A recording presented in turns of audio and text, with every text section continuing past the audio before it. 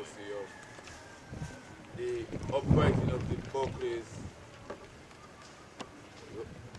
people, the people who used to work in this area in 1935 on the 28th of January. We know the tragic circumstances that took place on that day. Today we stand on hallowed grounds to commemorate what seems like a forgotten sacrifice on when the blood of our martyrs and forefathers was shed in this very area here. And today it's a shame that majority of the population in St. Kitts, regardless of the amount of publicity being given to such an event, chose to shun for whatever reason. But without any further ado, I'll call on Brother Livingston to give the opening prayer in this afternoon proceedings as we embark on a journey to pay tribute and homage to the bravery of those who stood here 77 years ago around this time. Give thanks. Let us pray. Father, we indeed thankful for this opportunity you have given us where we can come and reflect of our ancestors, what they have done, what they have put their life up against. I ask the Lord to continue to be with the organization here, Dabo and the guys that for years now they have been trying to keep the history alive. In spite of all the down press, they're still trying their best. I ask you to be with today proceeding. Hasten up the footsteps of those who are on their way to present their lecture. I hope that they would not disappoint us this afternoon by staying away. Continue to be with the organization is our prayer in Christ's holy name. Amen and the blessed time. As we proceed this afternoon, the next item on the agenda is the national anthem. It will be rendered by myself. O land of beauty, our country, where peace abound, thy children stand free. On the strength of will and love, with God in our struggle, St. Kitts and Nevis be, a nation bound together with a common destiny. As stalwarts we stand for justice and liberty, wisdom and truth, we will serve and honor thee. No sword, no stick and conquer, God's God shall heal defend. His blessed shall forever prosperity extend. As we see, next on the agenda is of he said, blessed is the man and woman who walketh not in the cause of the ungodly, nor standeth in the way of sinners, nor sitteth in the seat of the scornful. And the light is in the law of the Lord, and in his law I hide it day and night. And I shall be like a tree, planted in the waters, that bring forth thy fruit in the season. And thy life also shall not wither, whatsoever I do it shall prosper. The wicked are not so, but the traffic will be driven away. Therefore the wicked shall not stand to judgment, nor sin the congregation of the righteous. But the Most High the way of the righteous, the way of the ungodly shall perish, and burn, and cease among men. Most High thy night shepherd, thy night shall not want. Make it thy night to lie down in green pastures. Yet thy night beside the still waters. Bestow it thy night light. Yet thy the path of righteous man for his name's sake. Here I walk the shadow of wicked Babylon. Thy night fear no evil. Thou art with thy light, and one of thy staff will comfort thy night. Thou praise the day before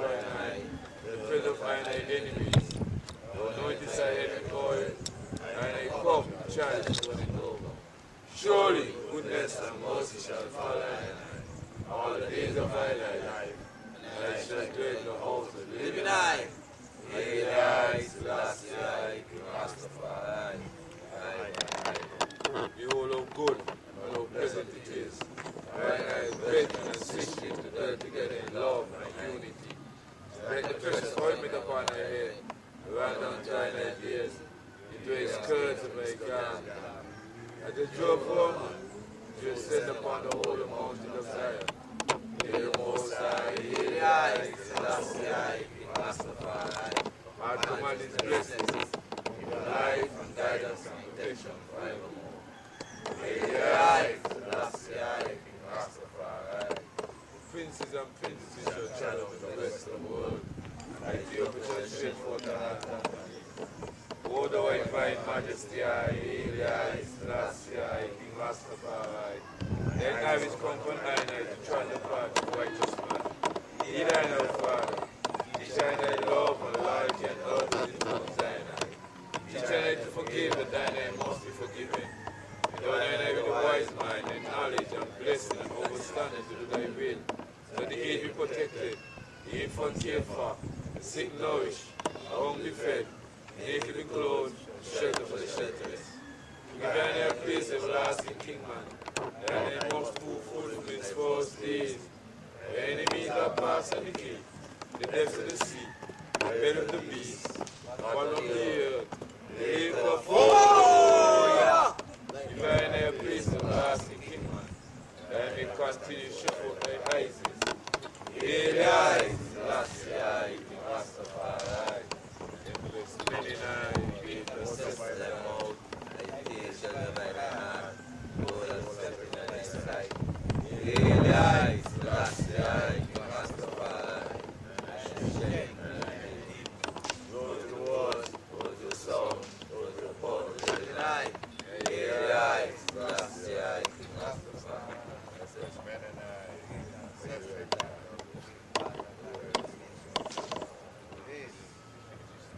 We already had the prayer, the national anthem, the Bingy Isis. Now it's time to welcome to the podium this afternoon the distinguished representative of the Secretary Trade and Labour Union, Mr. Stanley Franks. Let's give him a round of applause as he plays the opening back role in this proceeding this afternoon. Mr. Franks. Thank you very much. Supporting this and members of the Bengi Rastafari movement, other friends, brothers and sisters, I think it a great honor, tribute to the people who led the suffering for the workers of this country when in 1935 they braved the storm and decided that enough was enough. I grew up with my grandfather, who married a lady from Deer Bay.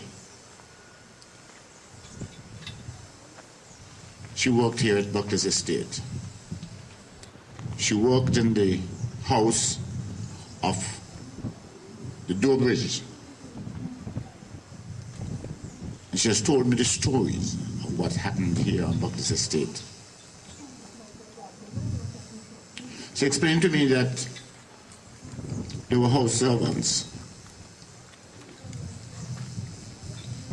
and that they had to be up early in the morning, 5 o'clock. They started first by lighting the fire, on which they had a big drum to heat the water to take it up to Master Doorbridge's bedroom for him to take his bath. She explained to me that there was a longhouse which was situated not too far from the great house in which the Doorbridges lived. And that workers on the estate at the time, they had no clocks. They did not know the time by looking at the wristwatch and the clocks that we now have. That you had to wake in the morning when the clock started to go. And if Mr. Dovich felt it was important for you to get up earlier than that, you had to have a basket that you took up to his room at night, filled with stones. And that when he woke up, as exercise, he would throw the stones on the roof of the house, the long house. So the galvanized made noise, and that was time to wake up. That is how we know it was time to wake up. Of course, he told me about the hardships that they had when they were given tasks to clear a piece of land to grow their food. And having cleared the land, and probably had one crop of it, the estate manager will take away the land from them because they had to go sugarcane on it, and they will give them another piece. So they kept on working, clearing the land so that they can eat food. But after all, the land did not belong to them. The land belonged to the estate owners who wanted it for sugarcane planting. I think these stories and so on fueled my desire to be part of this movement that they spoke of. My grandfather, Elitimus Franks, was a cooper who worked on the Bayfront. Came from Wickfield Estate where he worked on the big casks that were used to carry Muscovado sugar. He was a tradesman, he was known as a cooper. His father was a blacksmith.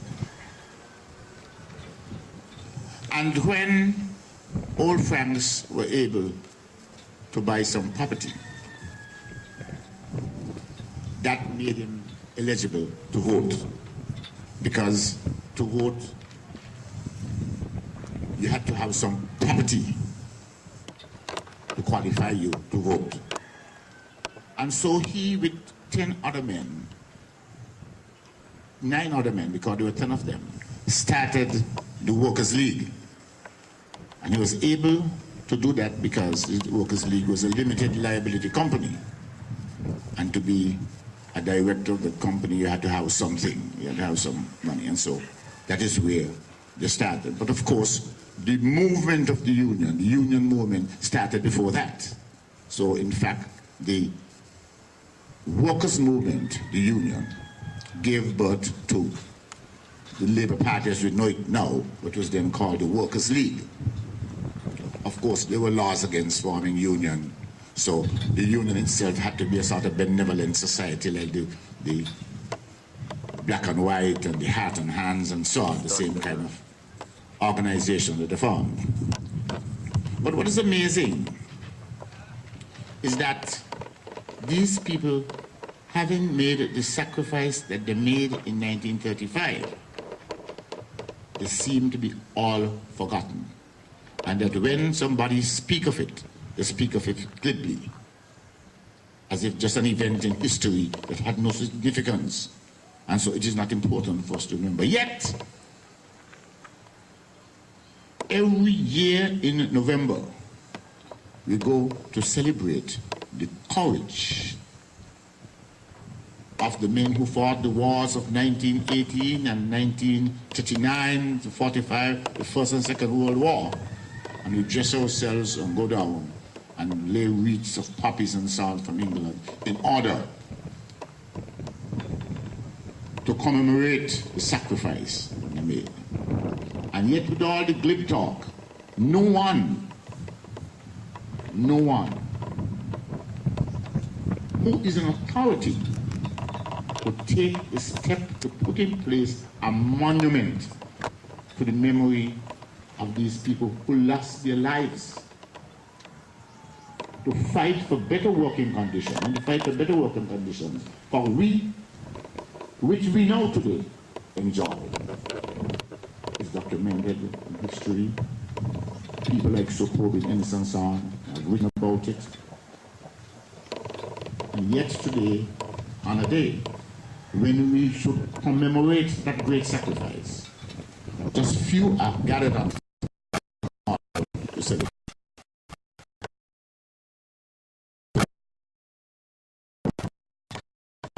But I want to pay tribute to you, the members of the Rastafari movement.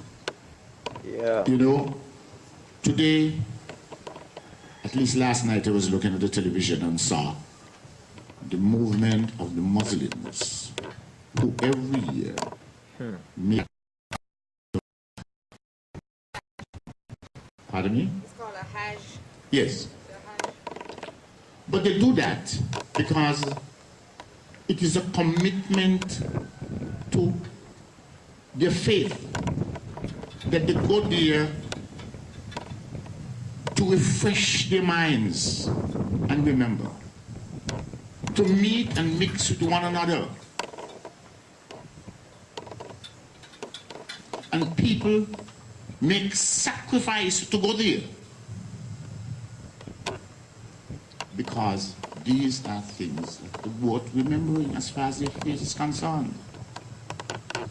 Yet with all we have got, with all we enjoy, today we see the movement that came out of that sacrifice being mocked and scorned.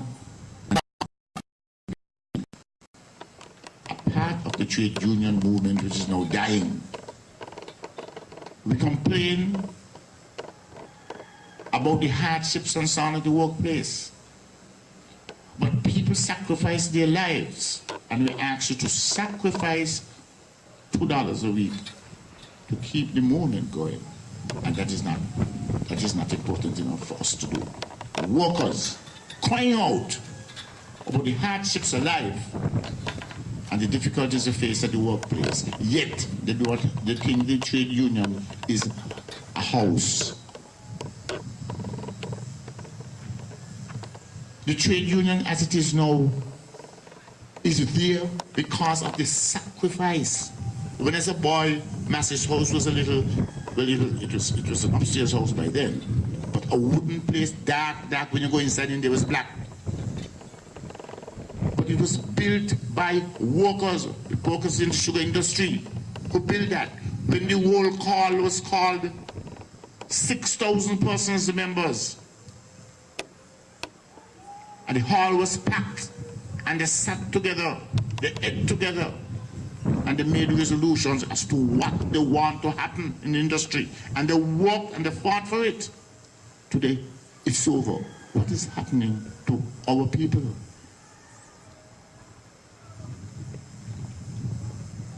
Do they lack leadership? It is something for us to ponder. It is important for us to understand that for the movement of our people to become strong again, we must have something to look at.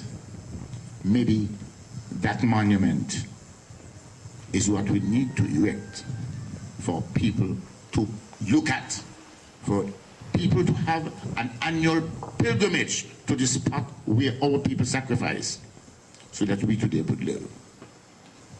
I want to say how happy I am that I can be part of this gathering here this afternoon to commemorate the sacrifice that our forefathers and foremothers made on behalf of us, giving us strength, at least the right to live today. Thank you very much. As many of our stories have been handed down from generation to generation verbally. I think that every time we come to Buckley and listen to these stories, we always think that these stories should be properly documented in our books so that we could present in the school, at the classroom, so that these events won't be lost in the page of history in time to come, because we see how the present generation is treating this event with some form of disdain and neglect. And in order to make sure that such things can relieve something in the archive, which is, of course, utter importance, the verbal story. The next on to this afternoon proceeding will be Sir Forbin Innes, batting at number 3. after the opening bat, and he will come and do a job in his own splendid way. I want to welcome Elder Washi here this afternoon for his presence, and all the other people out this afternoon. Give thanks, Superbin. Give thanks. Good afternoon, everyone. I want to greet everyone present here, and specifically Mr. Stanley Franks, Mr. Washington Archibald, members and officers of the Naibingi Theocracy Movement. I want to begin by thanking you for inviting me. Yet again to share a few words with you.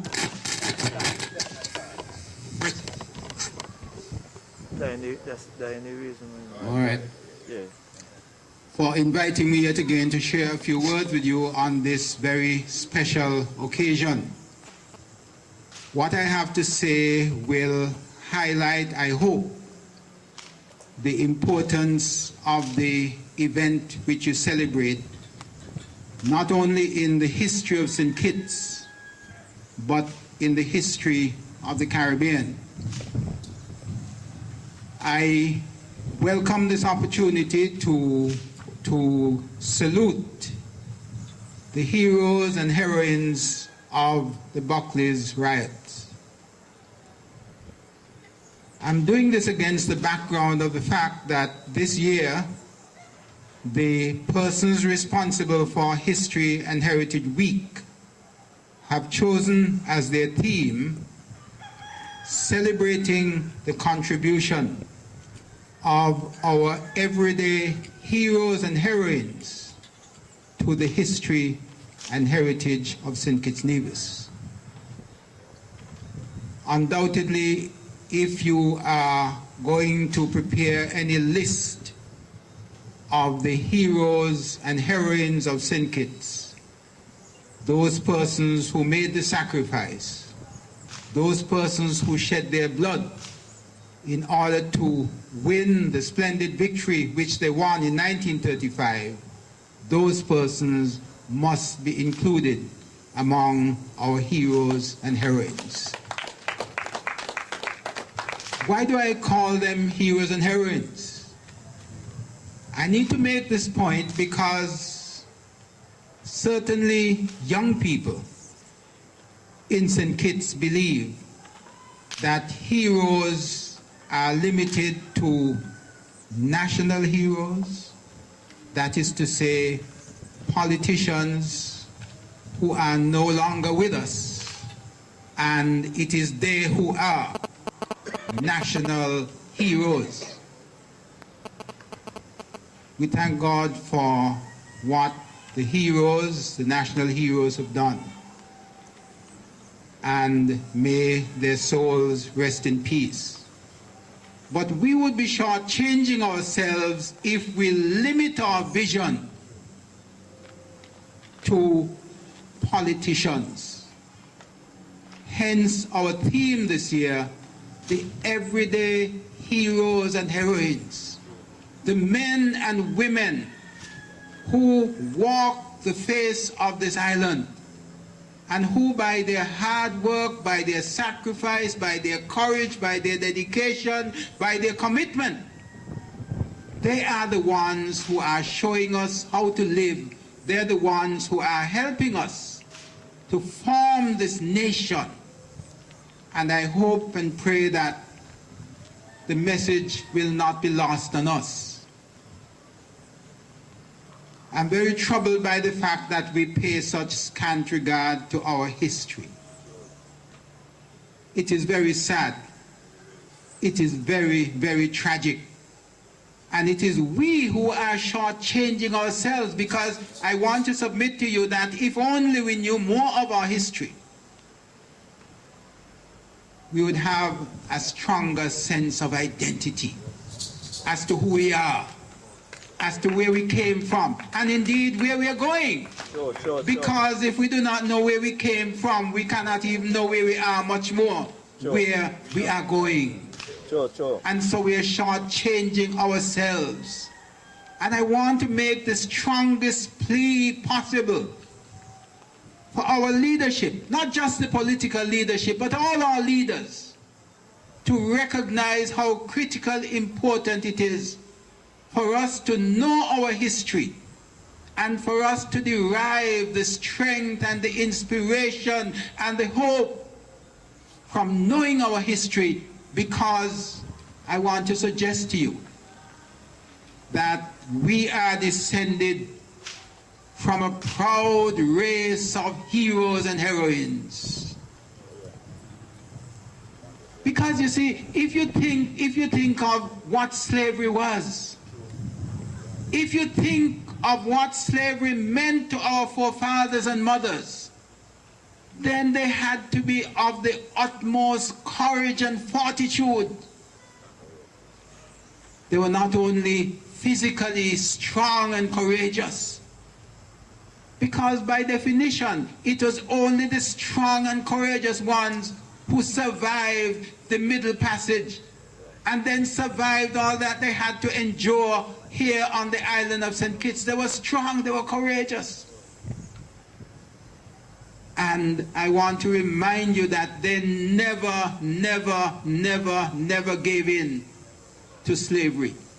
They always sought an opportunity to affirm and assert their freedom, which they had been living under in Africa. This represented the crop of the stock of Africa.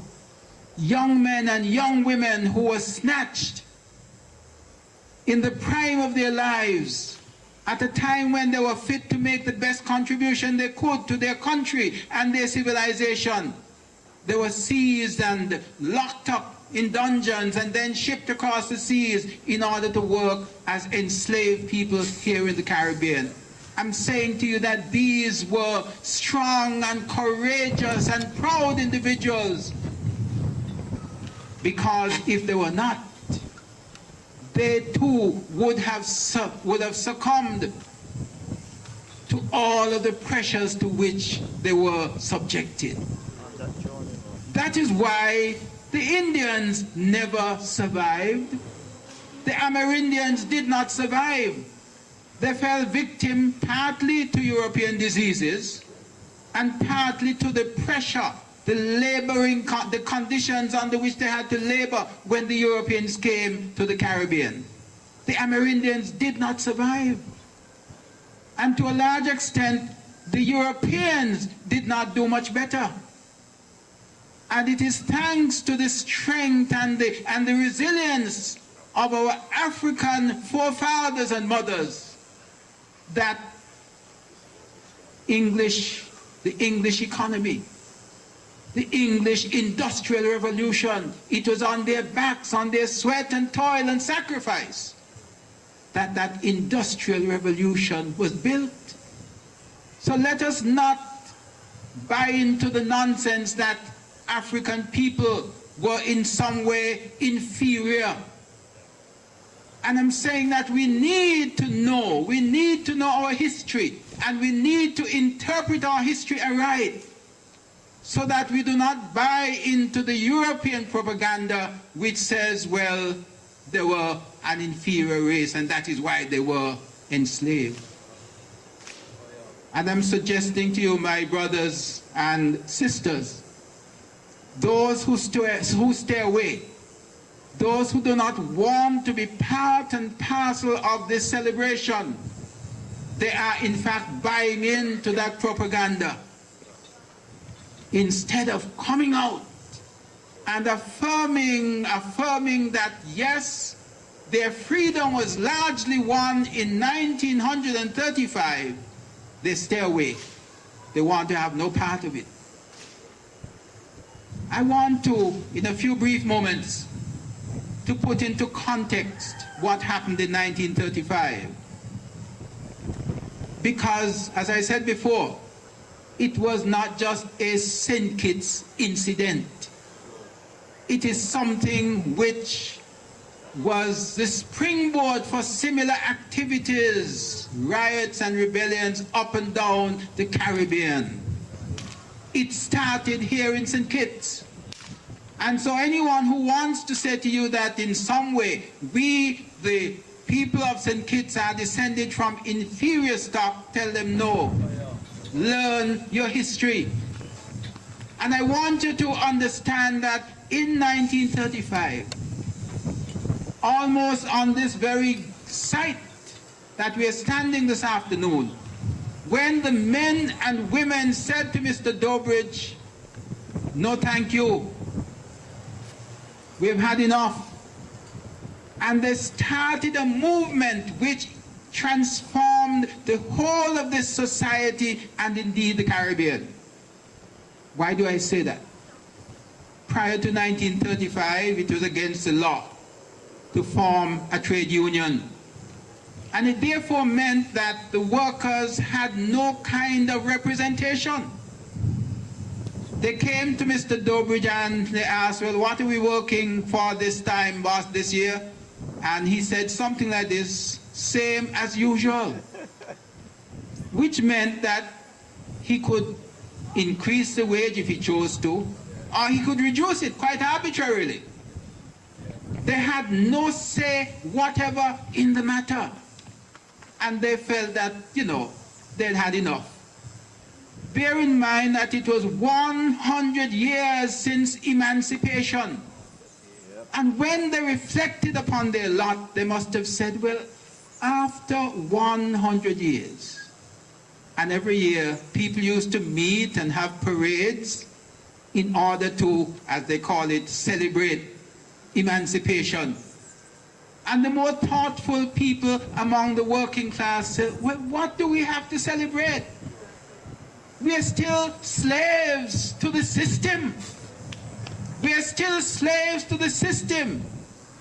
The law might have said you're no longer slave, but the economic system kept you enslaved because you had no say whatever in determining the wage for which you will work or not work. So that was terribly, terribly, terribly important. Bear in mind that 40 years before, in 1896, there had occurred what became known as the Portuguese riots, for the same kind of reasons. But in that case it was a revolt, a rebellion against the wage structure.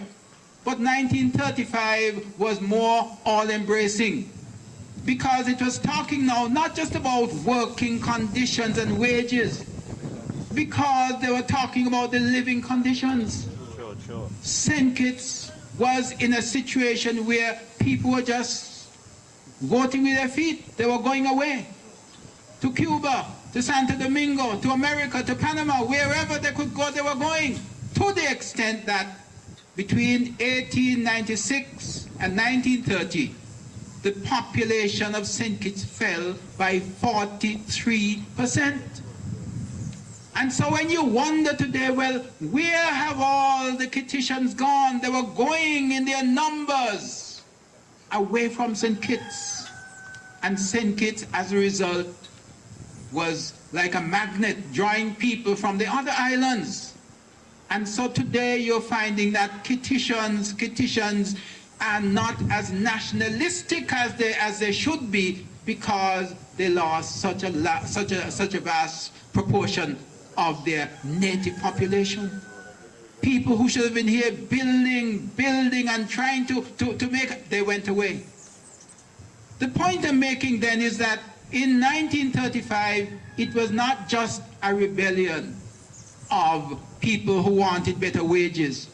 They were also saying, in the wake of the Workers' League, of which Mr. Frank spoke, they were also saying, well, after all, we should have the right to vote. Bear in mind that in 1935, there were no elections being held in St. Kitts, and that had been going on for nearly 60 years. In Antigua it was not so, in Dominica it was not so, but for some reason they wanted to make sure that St. Kitts never had anybody to vote, even though it was by way of property and other consideration. But they had no right. All the people were being appointed to different offices by the governor or administrator at the time. And so they were saying, no, this is offensive to our human dignity. They were rebelling against all of these things.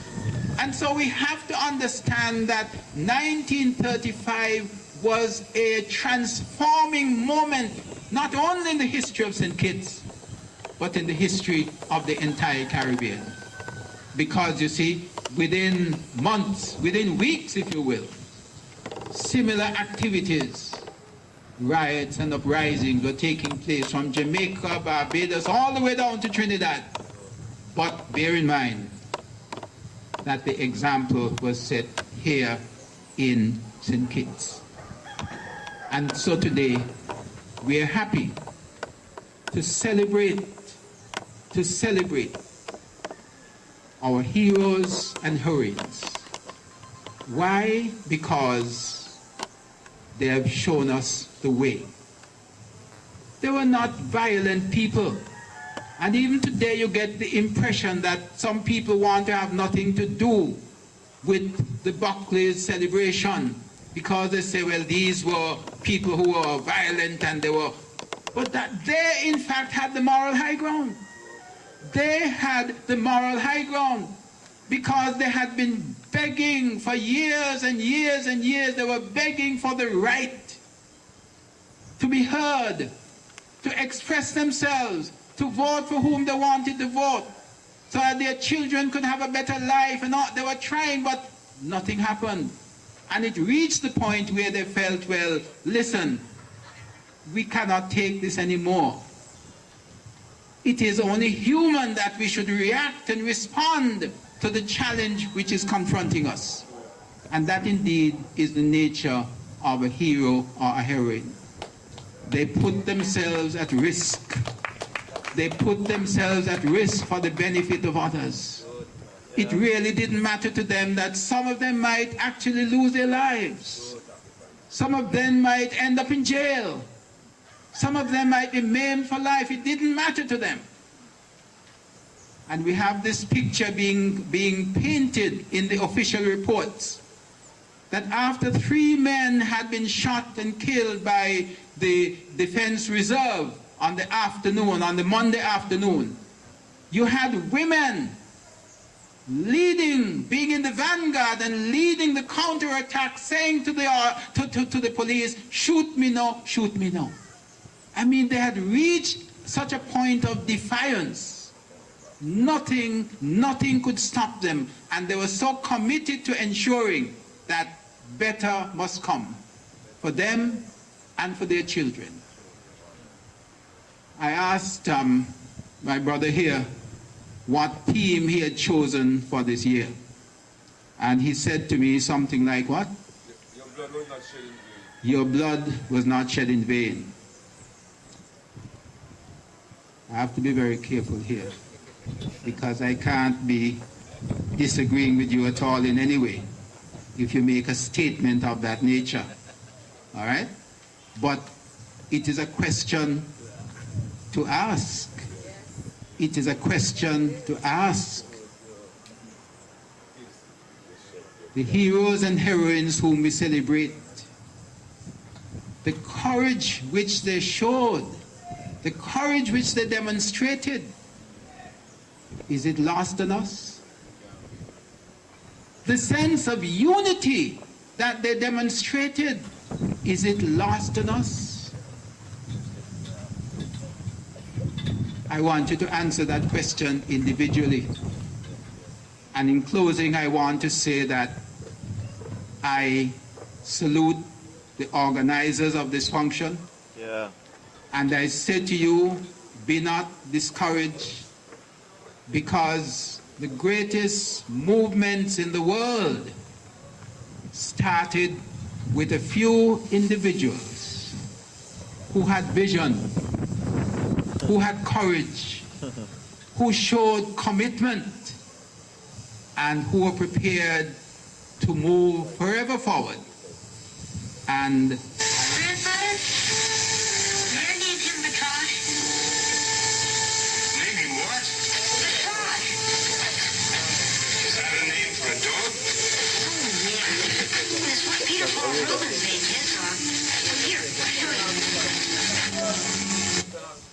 by urging you to press on, and not to be discouraged by the fewness of numbers, by the lack of support. Because the most successful movements in the world and throughout history, they became successful because that little nucleus were determined never to give in, but to keep moving forward until they attained success. Thank you, and I trust and pray that your movement will continue.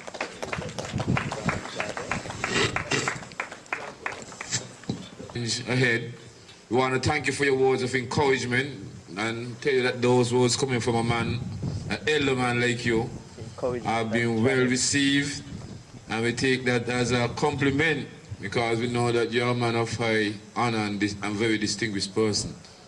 We want to call again this afternoon to, as the sun goes down, this evening, beg pardon, to the podium here to give another chapter in the 77th anniversary of the celebration of the Buckley's Uprising, to the podium here, Mr. Washington Archibald.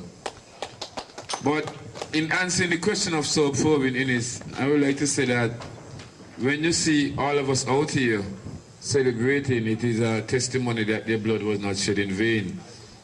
Much more should have been done, but the mere fact that we are out here, it means that we remember, and we are hoping that in the future, this candlelight may turn into something bright. Give thanks, Mr. Archibald.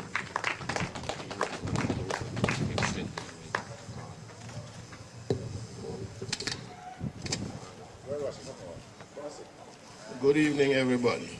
Good evening. Well, as you see, last year when I came, I had to sit down. Now I'm going to lean down. Oh my God. It's hard to follow my friend Sir Probin Innes. And so I'm not going to even try. But I have to congratulate the young people who persistently keep organizing these celebrations year after year. Now, as I heard Sir Probin refer to this small number, I remember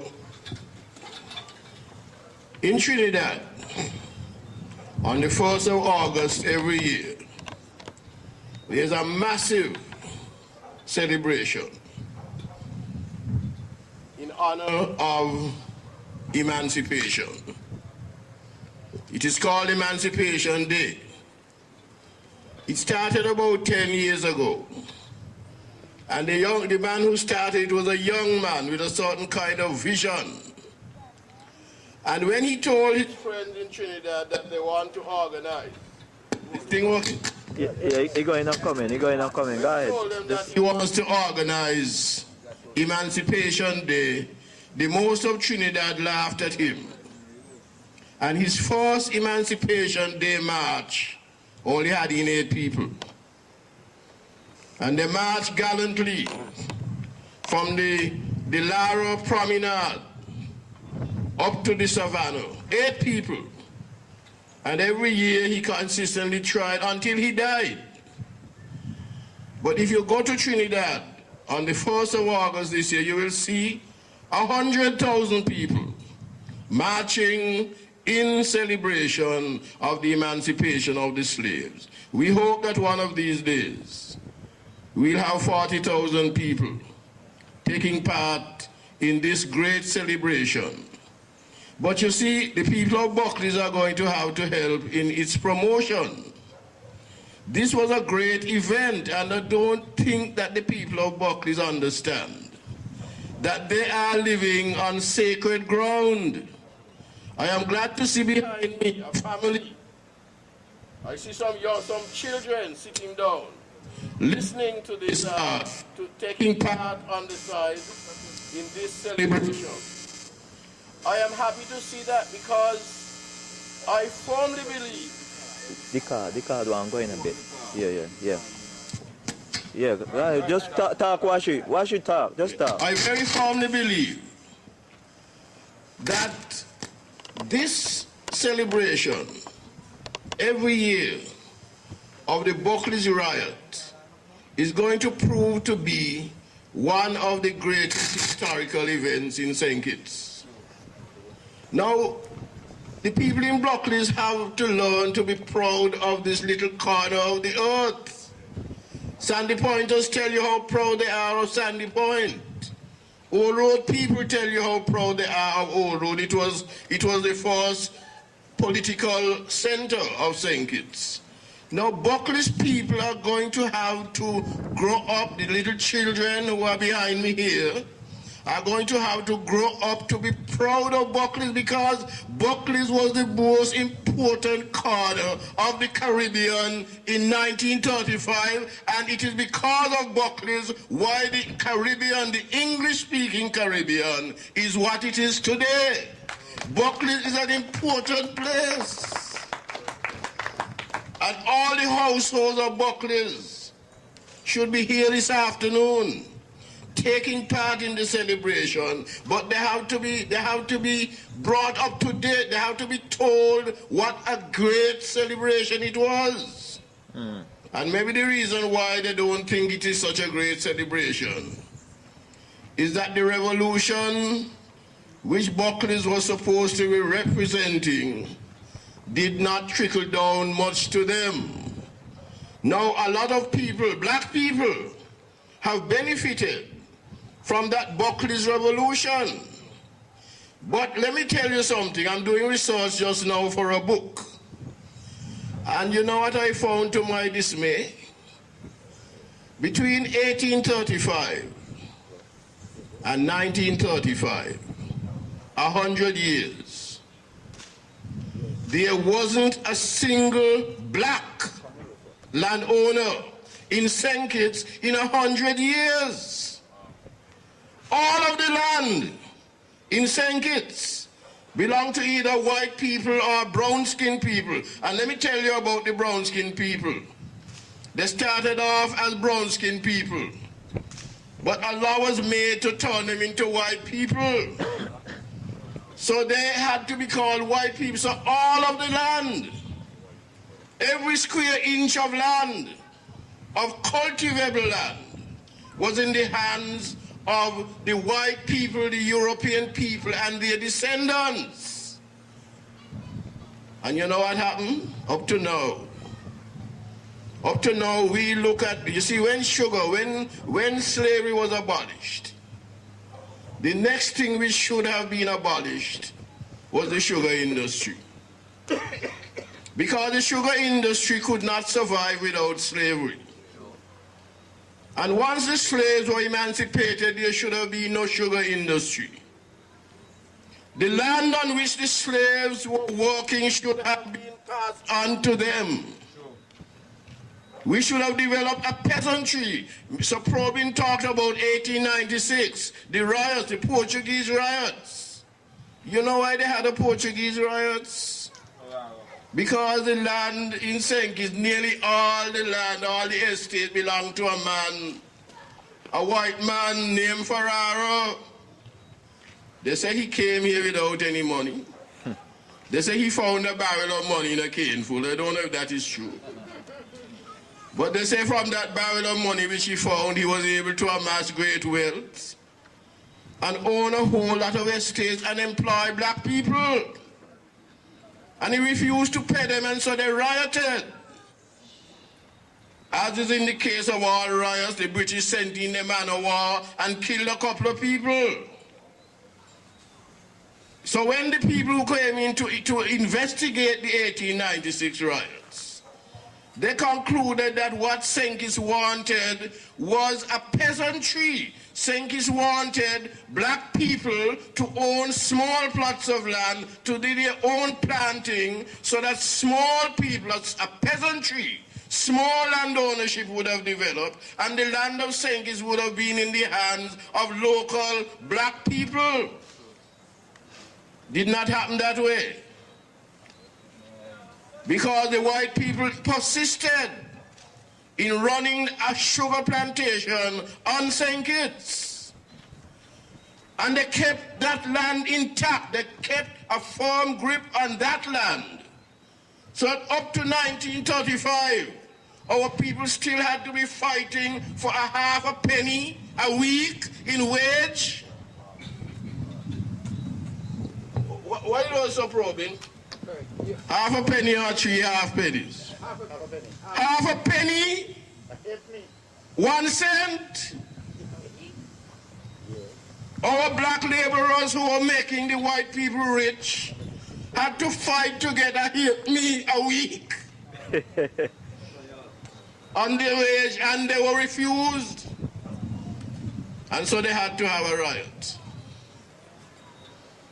And a lot of names are being called about these riots, because as we pass on from year to year, we have to keep recognizing the people.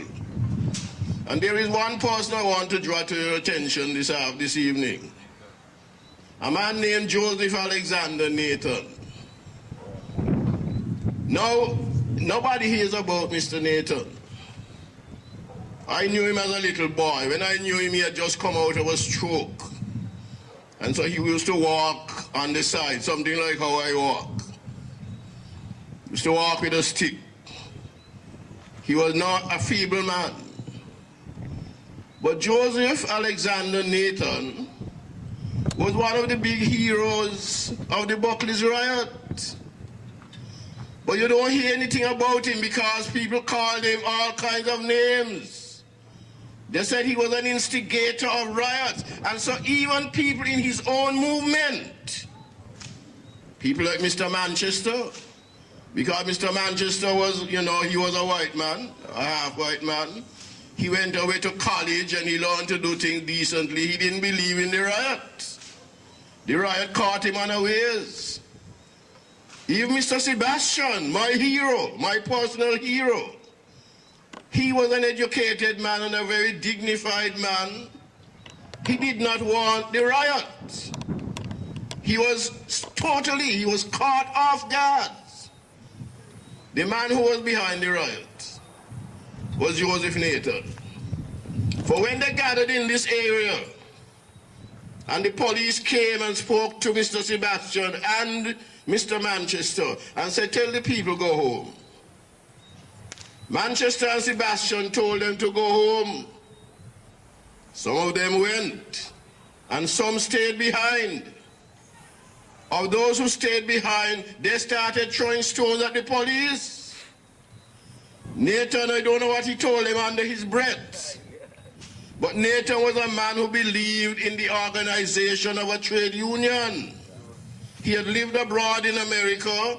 He was a part of the Marcus Garvey movement, and when he came to St. Kitts, he was determined to make St. Kitts into a better place. He knew that the only way to make St. Kitts into a better place was for the exploited workers to organize themselves in a trade union so that they can have collective representation. Mr. Nathan was adamant that that should happen. And he is my hero for today, and I am asking the people of Buckley's to take steps to make their little village into a World Heritage Site. When tourists come to St. Kitts, the first place they should stop is this sacred spot of Buckley's Yard, where the revolution began in the Caribbean in 1935. This is where it began. What Jamaica did came from here. What happened in Guyana started here. What happened in Barbados, Grenada, Antigua, it all started here. In St. Kitts, the mother colony of the Caribbean. The leader. And I'm a little disappointed this year because, well, it's a pity that my partner had to pass off so violently and so unfortunately, because a couple of us have great plans for Buckley's Yard. We want to have a museum. We don't have to build anything. You use what you have. That place in there should be a museum. where we have pictures of all the heroes and the heroines of St. Kitts, the great teachers that taught our children in the early 1900s to turn us into what we are today. I really hope that the people of Buckley will take some initiative and will understand that they live in an area which is consecrated ground, an area that they should be proud of, an area where brave people, brave ordinary people of Bastille and the rest of the country, and you know this Buckley's riot went all around the island, you know. It went, and you know, it lasted for more than a day, you know. The people of St. Kitts were fired up in 1935. And we who are here now must take example from them. We must honor them, we must remember them, and we must respect them, and we must bring up our children to adore the memory of these brave people who helped to bring about change in our island and in the rest of the Caribbean. Thank you very much.